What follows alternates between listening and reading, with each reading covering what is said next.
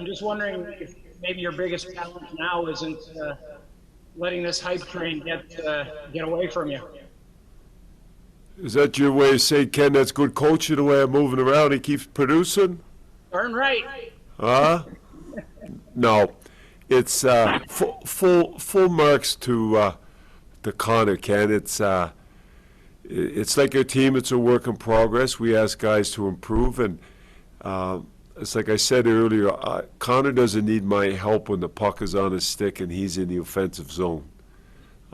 He's got exceptional status for a reason.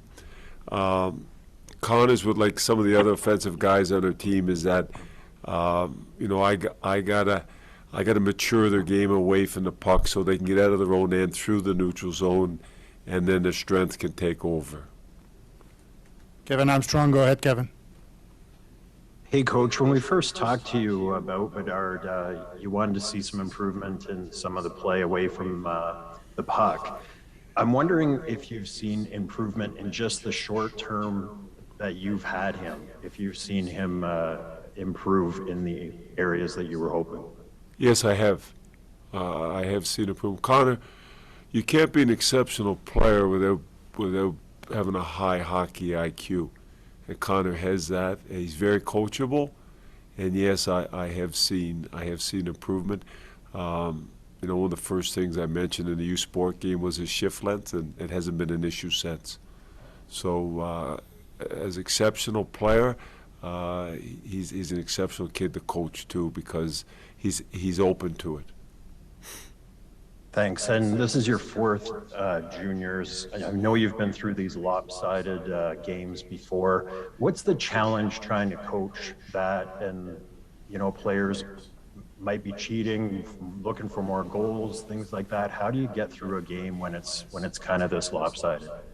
Well, I think the big advantage you have is your experience, and you know that no matter what you say and you preach, when you're playing a game where you have the puck so much, there's going to be some lazy tendencies slip into your team's game. That's human nature. So the game went pretty much like I thought it would.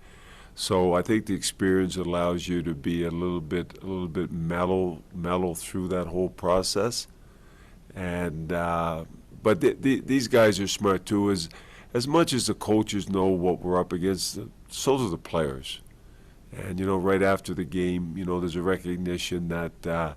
We're good offensive tonight, 60-plus shots, but it's a whole different challenge tomorrow against a team that's going to be way stronger away from the puck. And so the players are already talking about that in the room after, and that's a sign of good leadership.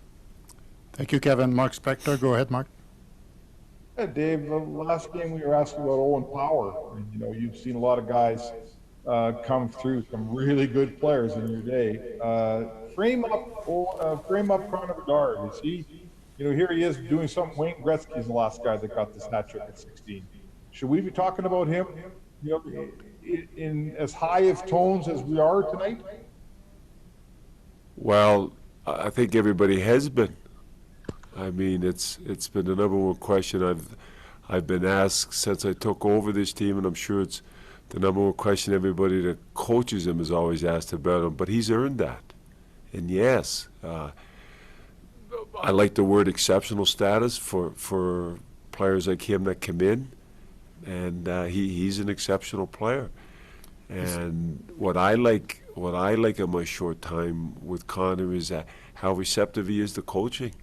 I said my challenge is, as I assume John Paddock would tell you the same thing, is that now you have to let those exceptional players play to their strengths, but you have to mature their game away from the puck.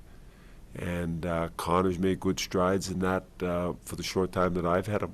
Hey, Coach, an earlier question, was that game maybe almost too easy for you? Will you still find sort of coachable moments to draw the players' attention as they sort of put in good habits and try to get better for each game? Yeah, I'm not sure that game does either team any good in terms of getting better, but it's the reality of the tournament. I think last year in Boxing Day, that they beat a short-staffed German team. Was it 16-4?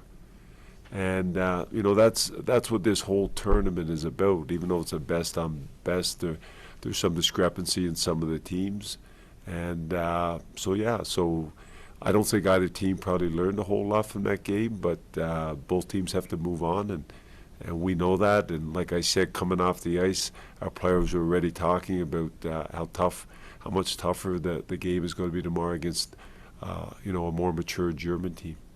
And a quick follow-up I heard on COVID. We saw what happened to the Americans today. Does that just mean more diligence on the part of everybody to make sure you keep this bug out as much as you can?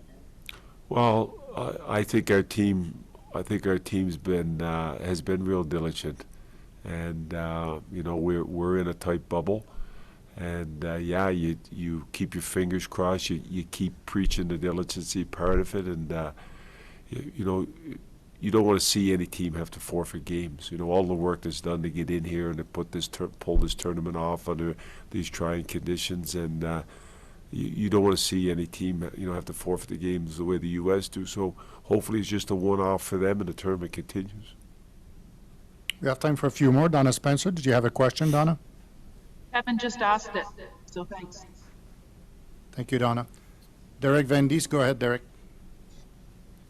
Hey, Dave. I know it's tough when the puck is in the other zone all night, but what did you think of your goaltender's performance tonight? Outside of the one miscue, I really liked it. It's a real tough game for the goalie. He made some bang bang type saves when they did get inside. So yeah, I have no complaints on my goalie tonight. Thank you. Mark Master, do you have one? Yeah, Dave, I'm just wondering if you can tell us anything about the nature of Bourgault's injury and the potential timeline for his return. Progressing well, and keeping my fingers crossed he can skate tomorrow.